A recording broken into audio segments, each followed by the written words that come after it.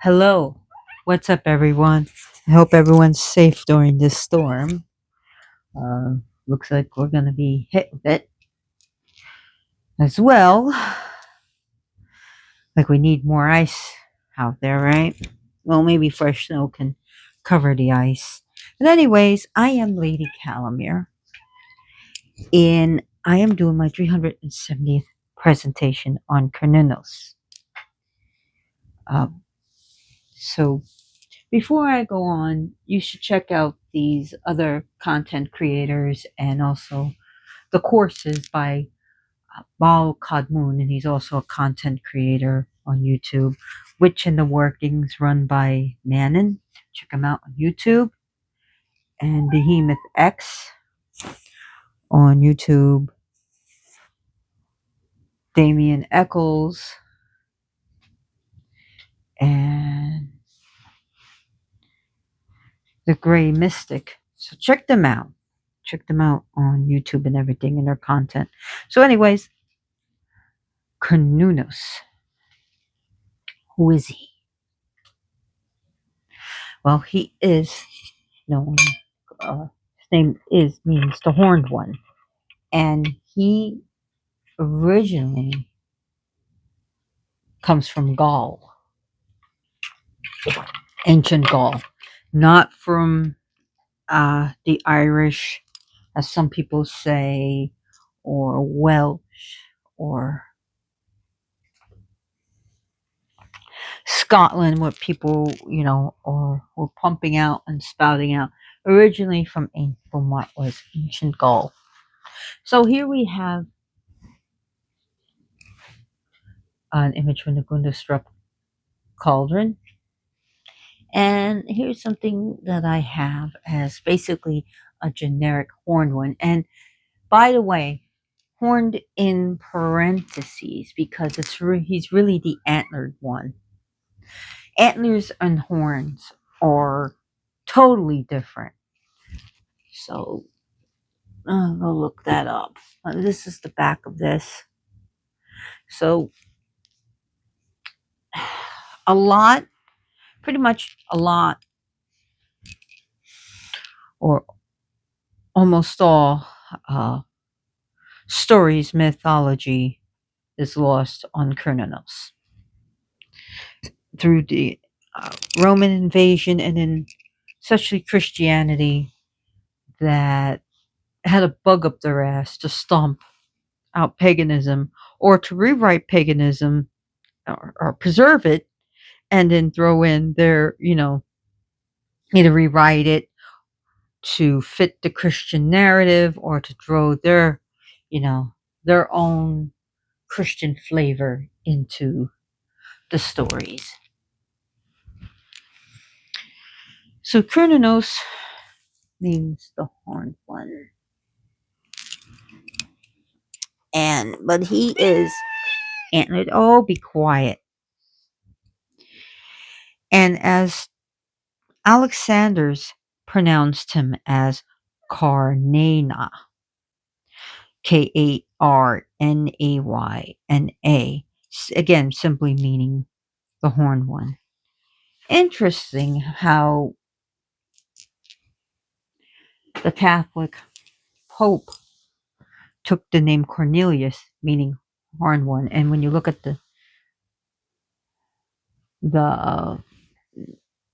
place Karnak actually means horn.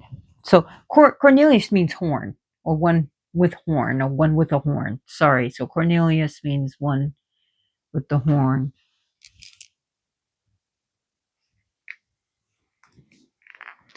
Something along those lines.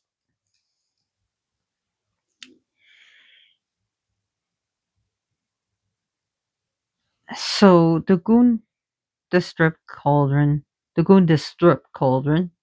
it was actually a, a silver cauldron that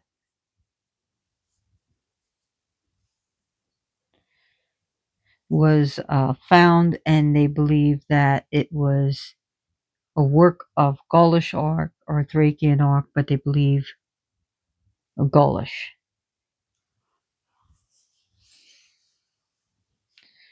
So,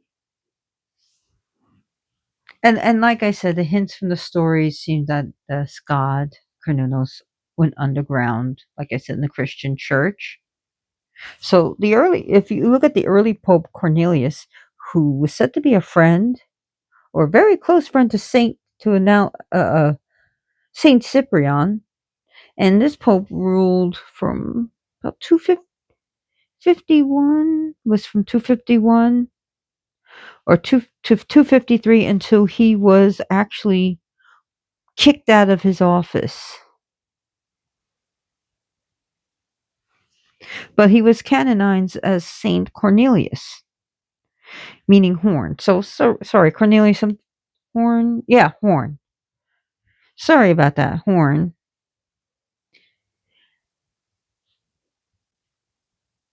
And he was depicted with his iconic attribute of a bullhorn. Isn't that? And Cornelius was also like this god dealing with animals, but he was a patron saint of cattle and farmers. So he was a horned saint of the beast, as we would call it, right? The horned one. And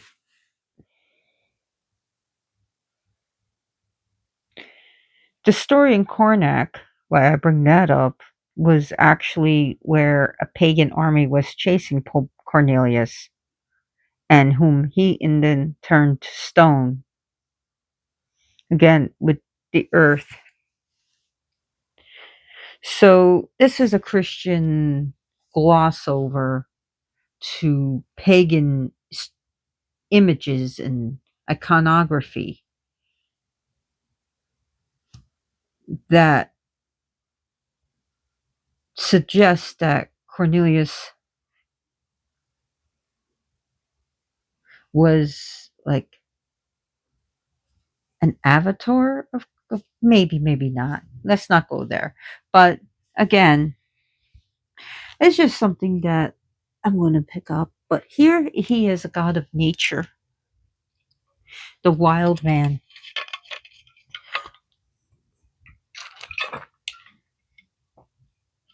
the man with antlers, and you can see the tines, and you can see that he was like the way his tines are. That he's regal and royal, and you see him holding a torque. And now the torque. What is a torc?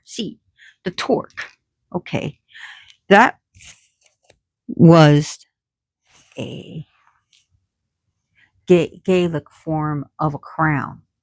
It represents king and queenship. It represents royalty. Here he's holding a snake, but not any ordinary snake. Look at this. It's a horned snake, a ram-headed horned snake. You see the nature and the leaves around him, the earth, and him in a yogic position where he's meditating. And here represents like the earth and nature. That he is a god of nature. He is even today seen as a god of life, preservation, death, and rebirth. He's a god of providing and decomposition. And he's worshipped in modern Wicca with the goddess as representing the cyclic of nature, a spring, summer, autumn, and winter. We see him, you see he's wearing clothing. He's not totally naked. He is wearing something. So it shows that he has one foot in human civilization, but another foot in wilderness. He is the wild god. He is the god of the wild hunt and of hunting for sustainability, not hunt for fun, not hunt for cruelty, not hunt because I'm bored. It was a hunt for necessity of clothing, tools, and food. That everything of that animal was to be used, whether the parts of the animal be used to tan hides, which I think it was the brains, and but they made clothing out of it. People made sheltering out of it. They made bedding out of it. So, and also the animals were also used for sacrifice as well, as the different parts of the body can be used for the deities, blood, the head, and it was meant for survival, not for pleasure and fun, and causing mass extinction.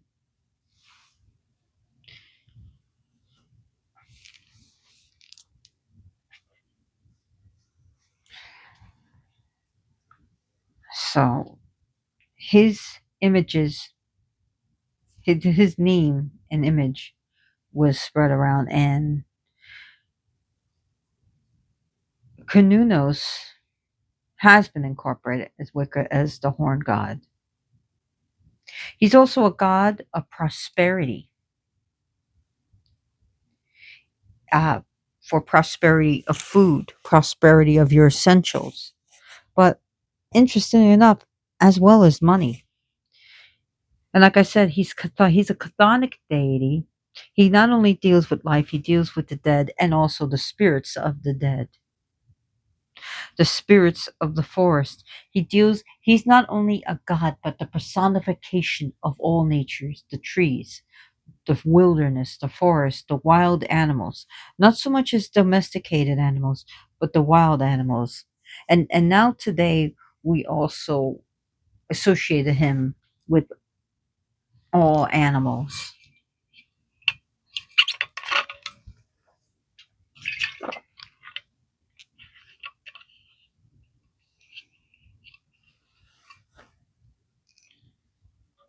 So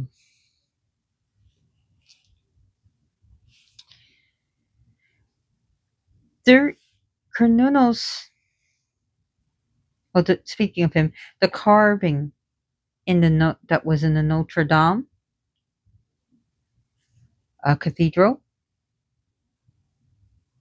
that formed a part of what is called the boatman's pillar, and it's a boatman's pillar due to the nautical themes on it, has led that Cernunnos was associated not just with the wilderness but maritime themes.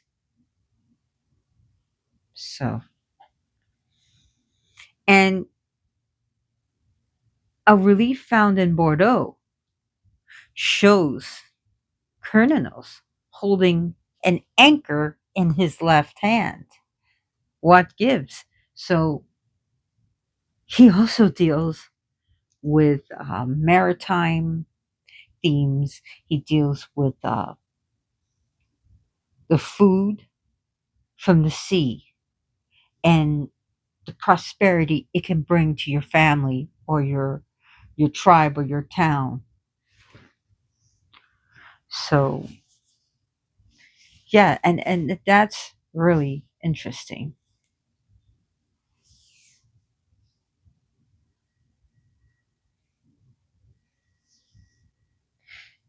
Julius Caesar called him dis pater, which means pater means father and dis means rich father. So rich, sorry, this means rich.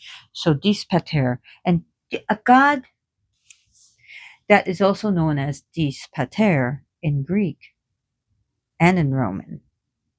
The Greek Hades, or what we call Hades, and in Roman Pluto, the rich god and the god of the underworld.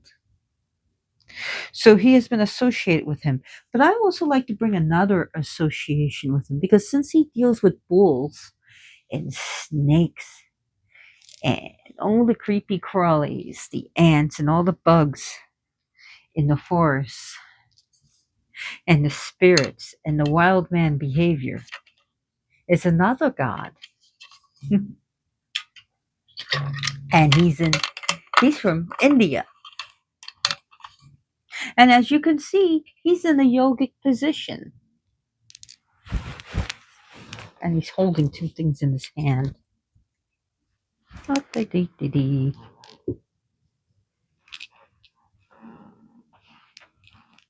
Lord Shiva, the Yogi.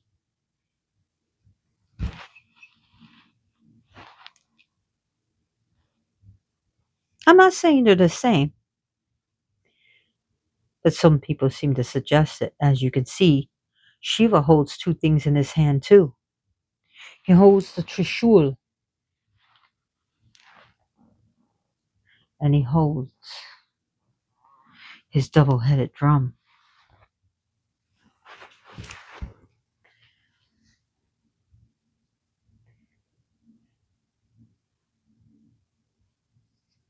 Both are seen as he's also seen in some of his aspects as a wild man. And in fact, it is the goddess Parvati who is the one who brings him into civilization. And that she brings him into the part of householder. Oh, I'm sorry. I didn't mean to. I scared you, huh? I scared her. I didn't hurt her. He holds. I barely touched you. Come here. He is here with a bull, Nandi. Now come on up. I'm sorry. You want some catnip? Come on, want to get high? And as Cernunnos deals with all horned creatures, and when Shiva goes into his meditation and his yoga position, well, all sorts of creatures crawl on him: bugs, ants, insects, snakes, and in fact, Shiva also travels with a retinue of different spirits, goblins, and spirits of the dead, and spirits of the forest. I'm sorry, baby. You like getting high? You like catnip? She's getting catnip. And don't worry, it's catnip with silver vine.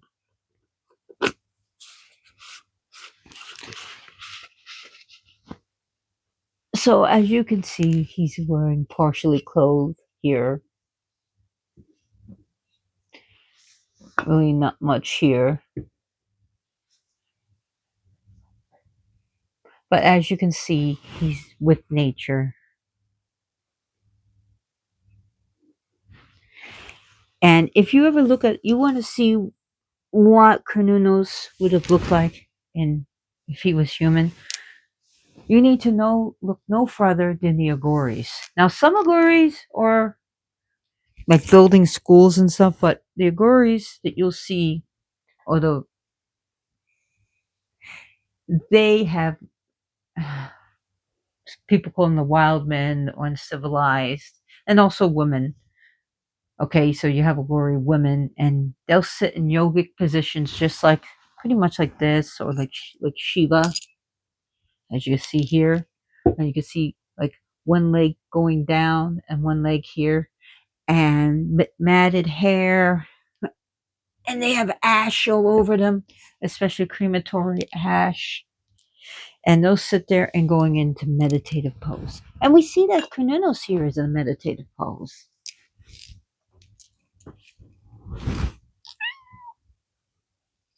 Let's play, boo. I'm giving you, don't be such a, gosh, she's a drama queen today. So, and Shiva also deals with, in some of his aspects, of nature, and he deals with destruction and death, but he also deals with a whole host of other things. And he has the power to stop Yama,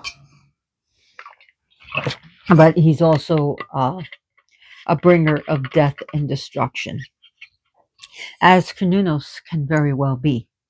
Now, the Romans likened him with their god Mercury and the Greek god Hermes.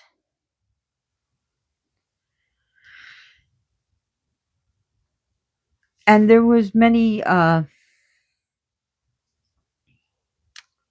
different reliefs showing him with as Mercury, and showing him with a purse full of money. And we know that Mercury and Hermes can go everywhere they damn well pleased. They can go traipsing in whatever realm they wish to the heavenly realm, to the underworld, to the earthly realm, anywhere they felt like it. But they're also another thing. They deal they're like Cernunnos, they are also liminal between the spaces. They also dealt with piles of rock called a herm. They also tricksters that they can play lighthearted tricks or even nasty tricks or tricks to teach or tricks to get what they want. And they're also messenger deities. So he was connected to Mercury. So, and also Mercury also dealing with merchants. And he's a very fast running god. And they say that Cernunnos is also very quick.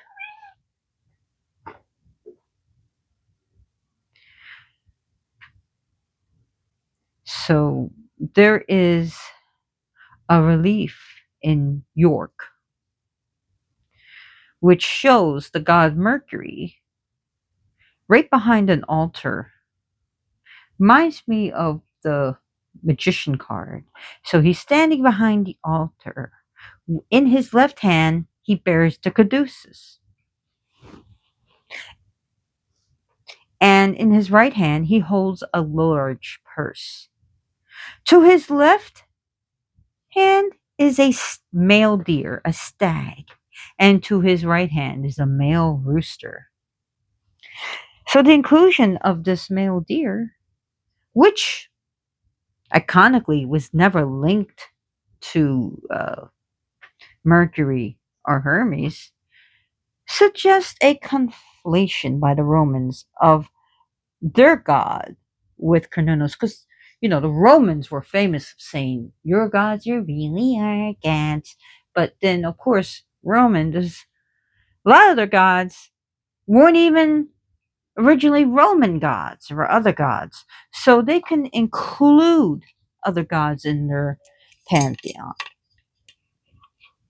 and spruce them up and make them different. Or if they really like a god, they feel like, oh, we really like this. We're gonna really, yeah, we're gonna really worship this god. We're gonna build altars and shrines.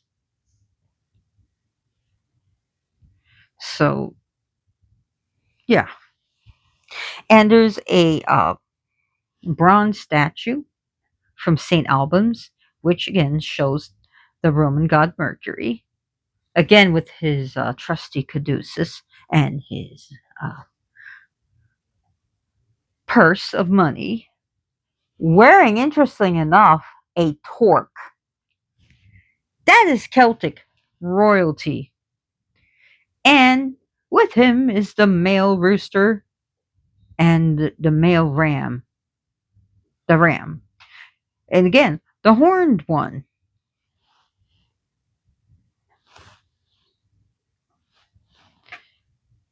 So that is interesting.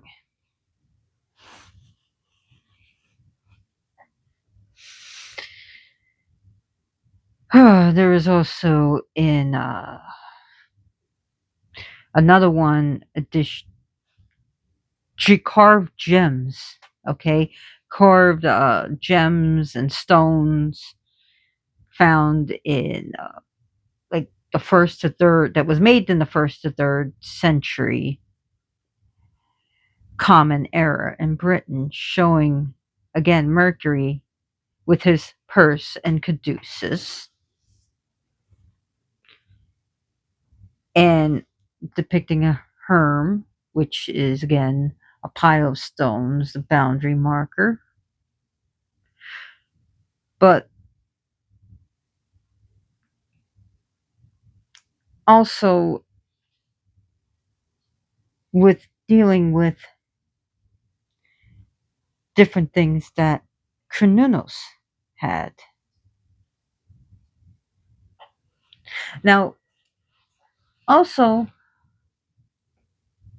he has also been tied to an aspect of Odin called Wotan, dealing with his wild hunt, the Lord of the Wild Hunt, and also I would like to think of Ingve, Frey, the Norse god, dealing with the antlers that he had to use in Ragnarok to fight off Surt. And Frey also deals with what Cernunnos, a lot of what Cernunnos deals with. So Cernunnos is a god of fertility, a god of sexual virility, manhood, and everything to deal with a man. He's a he's a teacher. He's apparently yogic and mystic. He is now seen as the god of witches and witchcraft and magic and shamanism and spellcrafting. He's a phallic deity. He's also dealing with solar. Now people like to associate him with the sun, but I wouldn't call him the god of the sun. I would call him a solar deity, but also a nature deity. We have a god called Dianus, and that's in Sregeria with the goddess Diana. Dianus meaning the horn, again dealing with the horn god, the horned one. I have an image that I use of him. And let me get him. And let me not go near Boo unless she accuses me of trying to step on her. Silly girl. This is what I use more for my Dianos. And again with the bow and nature. Now back to Cernunnos. And yes, it should be pronounced, some people pronounce them Cernunnos. But in Celtic languages, the Gaelic languages, I should say, the C is actually a K. And I know, well, what about my sports team, Celtics? Well, that's how they pronounced it, and it was pronounced wrong, and that's the team names, the Celtics. But it's pronounced Celtic, like Celtic Frost. People were calling it Celtic Frost, but you know, if you ask the band members, they're called Celtic Frost. I love Celtic Frost, by the way.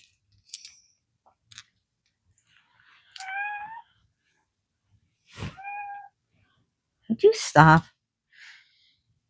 Not because I stopped. Come here, want to play?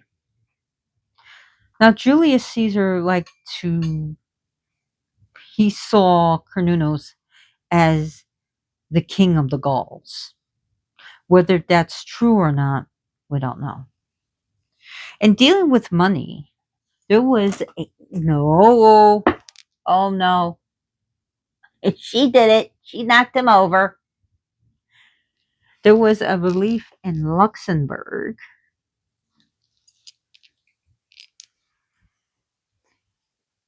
that shows him a stag, and we believe it could be him. Of course, it is vomiting, throwing up money out of his mouth.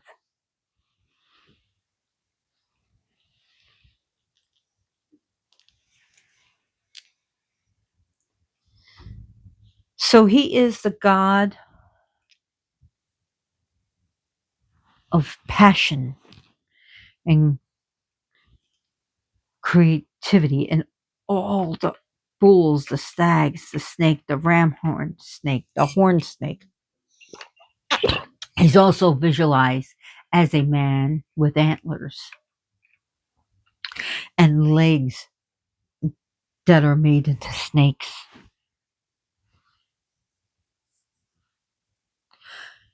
Cernunnos is the god, the lord of all wild things,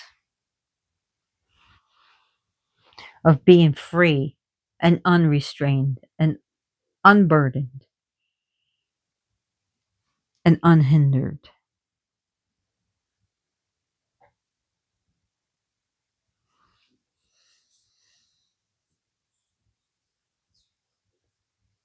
So this god spread all over. He is the god of love and ecstasy.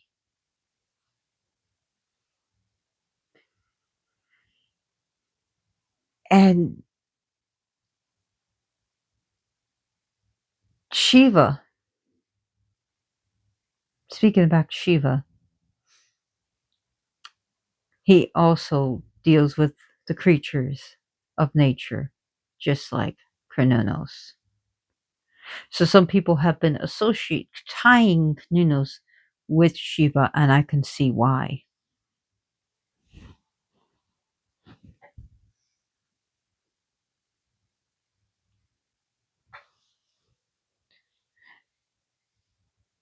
And if you look at the name Pashupati, Lord of the Beasts,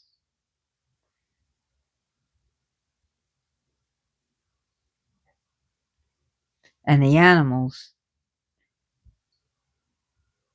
and Pashupati was the main god of the Harappan culture, the Harappan people around in the Indus valleys in 3000 BCE. So, and there was a lot in common with Pashupati, the Lord of the Beasts, and Cernunnos.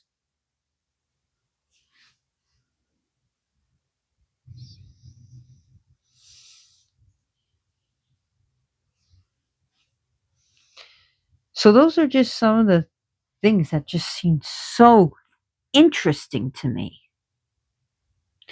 And the connections between one God and another, and it's just too much to ignore. You are not doing that. You are not going to knock my stuff over. I'm just letting you know, little girl, you're not doing it. And she probably will. She's getting mad at something. I have no idea. She's just mad because I won't let her destroy my shit. So,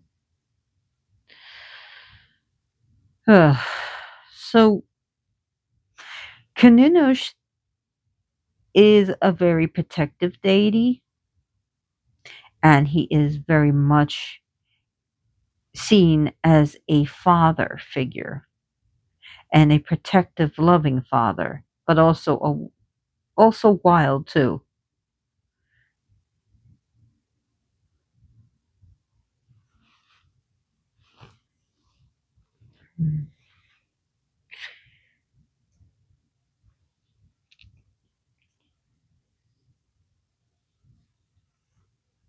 So kern, if you look at the word kern, and I don't know if I said this before, it means horn.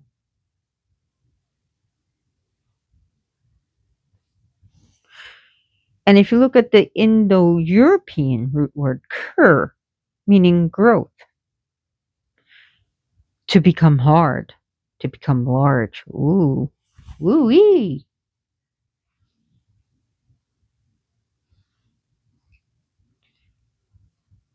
So the Gundestrup cauldron is now in Denmark in the museum, and if you go there, you can see it. And it shows him, like I said, cross-legged and a stag. And there's also on the cauldron a stag and a bull at his feet. And there he has a large bag or sack, which he can distribute coins, money, possibly grain. So his images appeared from Gaul to throughout Celtic Europe and even as far as Paris and to Romania. And this is also not only the spread of the Gauls, but also due to Roman invasion and spreading it. Now, people associate him with the Green Man, but I see them as different, and the Green Man deserves his own presentation.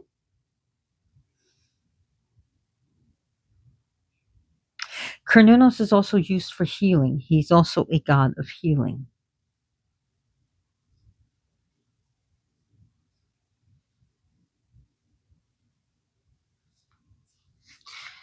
So he is a god of nobility and money and wealth. His animals are the snakes, the deer, the boar, especially the wild boar, the male bovine, which is a bull. There's no such thing as male cow. Cow is a female bovine. And there's also heifer, but he is the masculine form, the bull. Rammed horned snakes,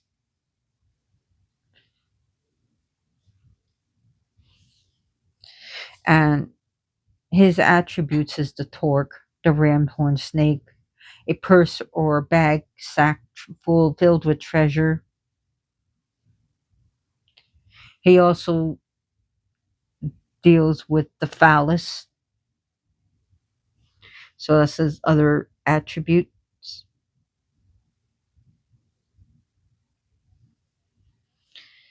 Now people like to call it the stag horned, so to give him horns as well as antlers, because we know there's a difference between antlers and horns.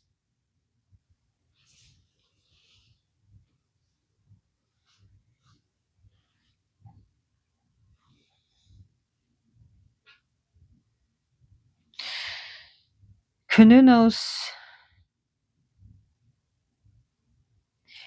has extremely raw RAW feeling to him and his energy, that he is primordial. He is ancient.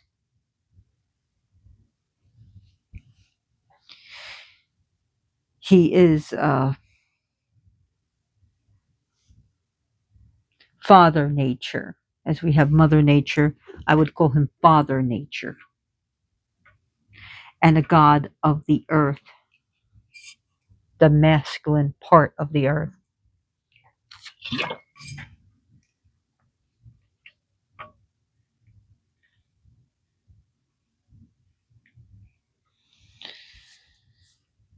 I'll close this up. Boo boo. Yeah.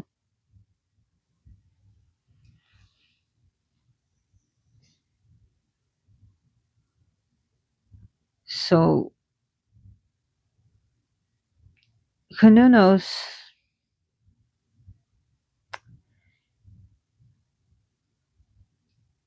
is the masculine force, the ancient father, the masculine side of all things, and the masculine side of magic.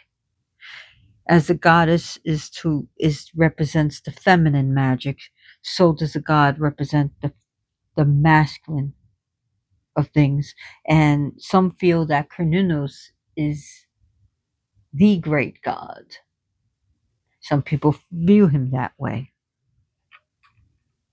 And a close representation in Greek, and he has been associated with another god,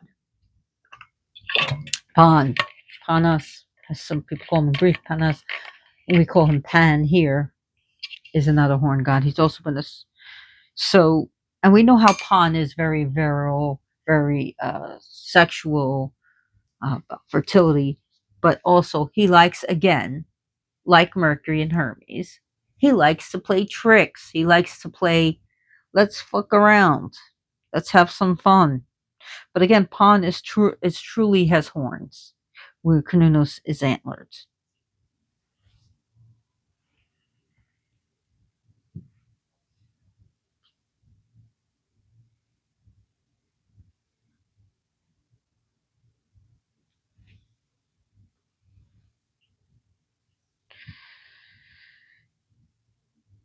He is a god that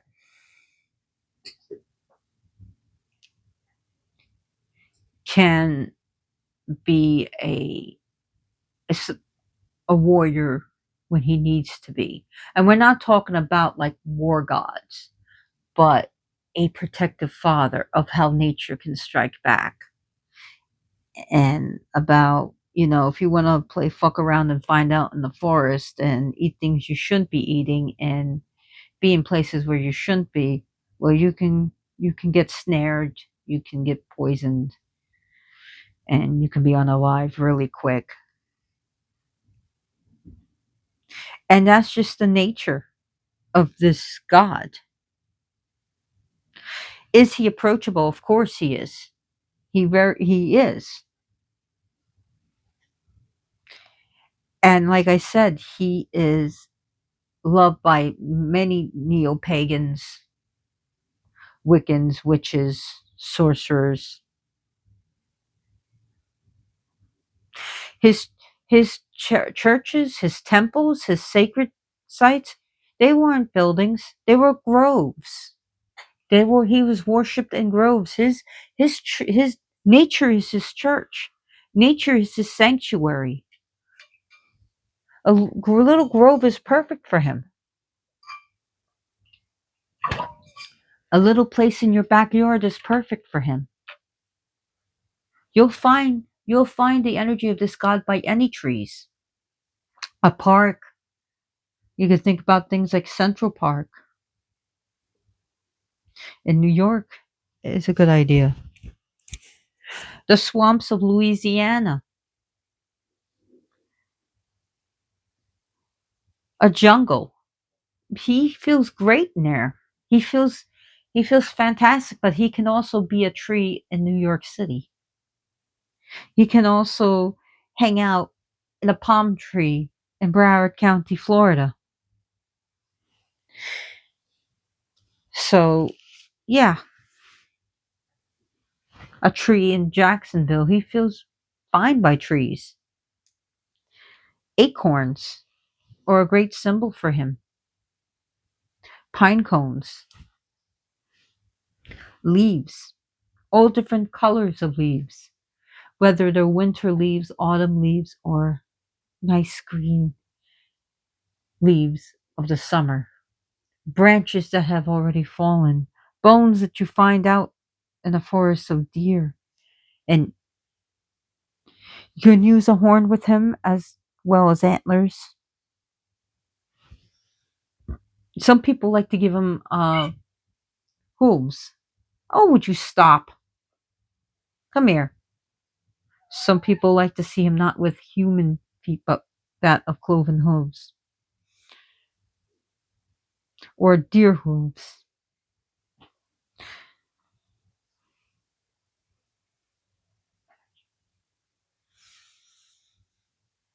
He is a god of power and reclaiming yourself.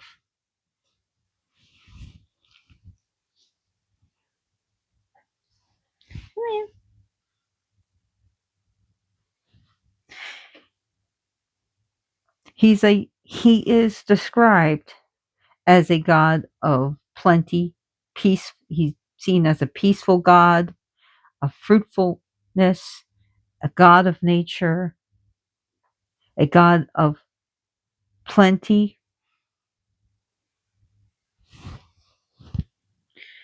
His colors would be that of nature. I like to use green because, and browns and russets. He's a provider of sustenance, of food and water, food and drink. So anything that is nature themed is great. Building an altar to him, just remember he's a god of the where the wild things are.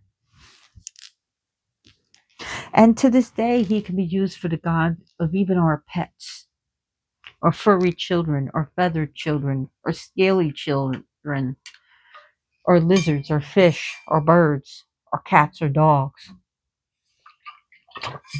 He has made, well, in Slavic, one would associate him with Veles, and I'm not saying they're the same thing, but Veles, a god, another god of nature, but also another god that deals with the underworld and trickery. Let me show you something. My God, Veles. Stop it! You ran underneath my foot and I almost stepped on you. Don't look at me like that. You did it. You look like I watch out where I go. This is Veles. But this has a lot of this has a Christian element to it. But when I saw this, I said I have to have it. Look at him again with the snake. But here we see wild animals, a rabbit, we see a lamb, we see a bear, and we see a wolf. Look at this. Everything that a squirrel and an owl and his staff of power. But here we see his transformation from the god Veles, more human, but they made him into Saint Veles. They couldn't totally get rid of the god Veles, so they had to Christianize him. And again, I'm not saying they're the same God. That's up to you. I'm not going to tell you whether, believe what I believe and that's it because my way is the only way. No, that's not how I am. And even in the Gundestrup, he also has a hound by him, which is interesting how Veles in that image has a wolf by him.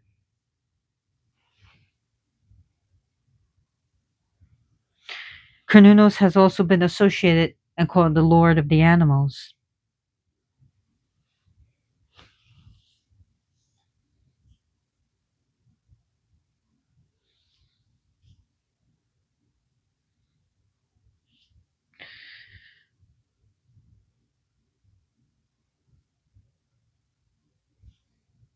I have different horned statues, and to the Christianization came, they associated Cernunnos with evil. Don't go into the woods, Satan's there. That's Satan's domain. The wilderness and uncivilized people and savages are there, and Satan lives there and with his demons, and that Cernunnos is actually the devil that needs to be stomped out. From a god to something of plenty and good, and nature has now become evil, and nature needs to be controlled and subdued by man, by the will of God. And that the underworld now becomes hell. And that if you worship Cernunnos, you're doomed to go there. Wooga booga booga booga. That, oh, I did it. that Cernunnos is the lord of evil, and they try to stomp him out. He has a somewhat of a, like, you hear the flame, like almost like a bafflement. And here he is, like the horn god's in a yogic position, just like Shiva, Lord Shiva is as the Mahayogi.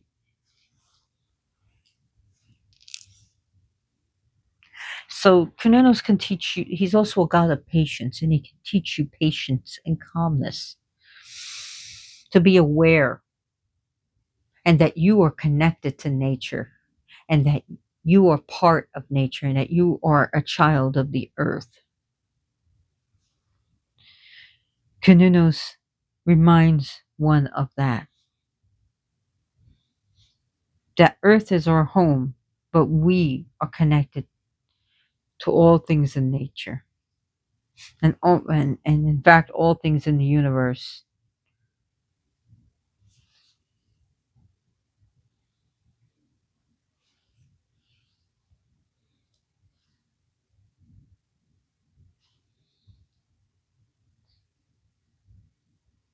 So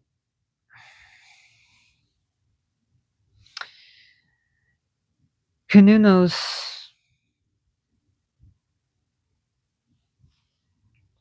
deals with people and animals. He has one foot in civilization and in the active, and one foot in the meditation, the conscious and the unconscious, the one in stasis and the one in activity.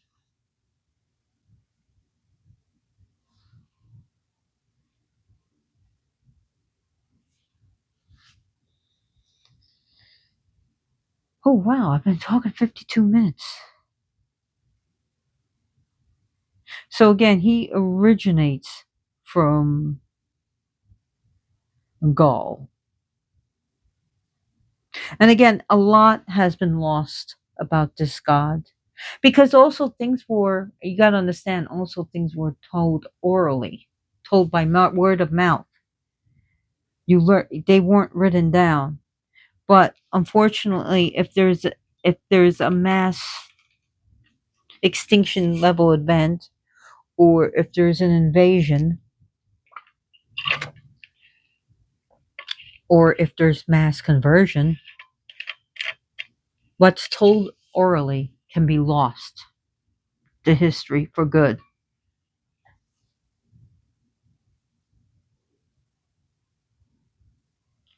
Another thing that people like to also associate with him, see, he's not bearded here. Notice that. But yet, we show the horn god bearded with a mustache. And interesting enough, we see Shiva here with a mustache but no beard. And again, with his snake, the hooded snake.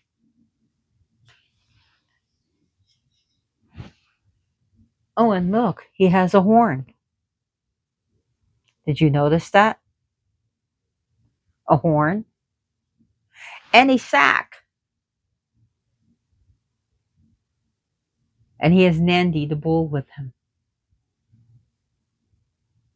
And wild hair. And then sometimes Cernunnos is also seen with wild hair. Here's his hair is like matte. Is, you can see the, like the mats. And you see that. Isn't that interesting? He's holding a horn.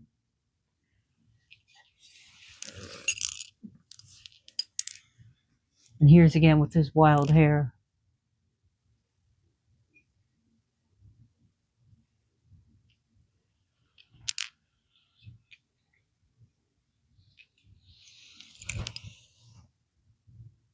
And this also represents the banyan tree. And like I said, that Cernunnos deals with trees, and here we have the banyan trees. And look, a pile of rocks. Herm, you see that in Shiva? A pile of rocks.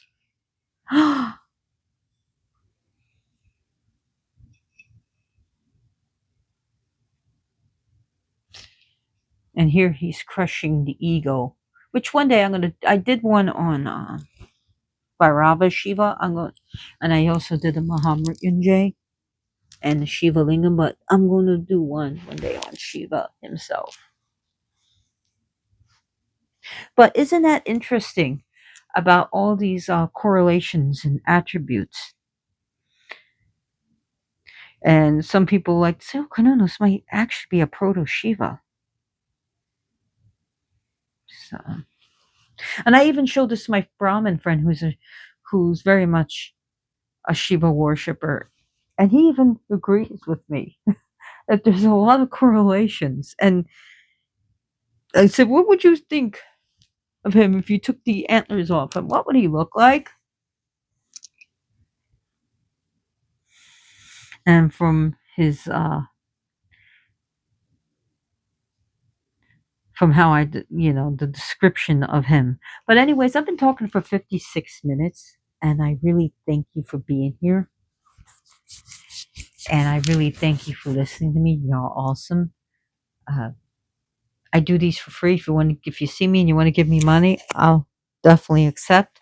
If not, you can always send your blessings to me, my home, and cats, and blessings of safety, health, protection, money. You could do little prayers or big spells. I'll accept even 10 years from now.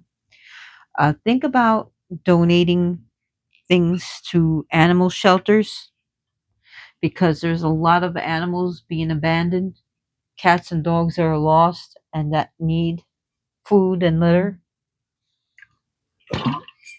and medicines.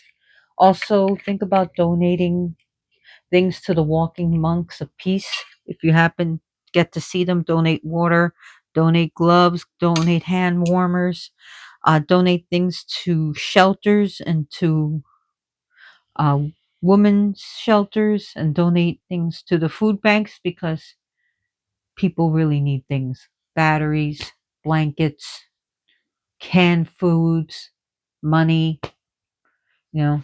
Anyways, thank you so much. Please stay safe during this winter storm. Okay? And as always, blessed be.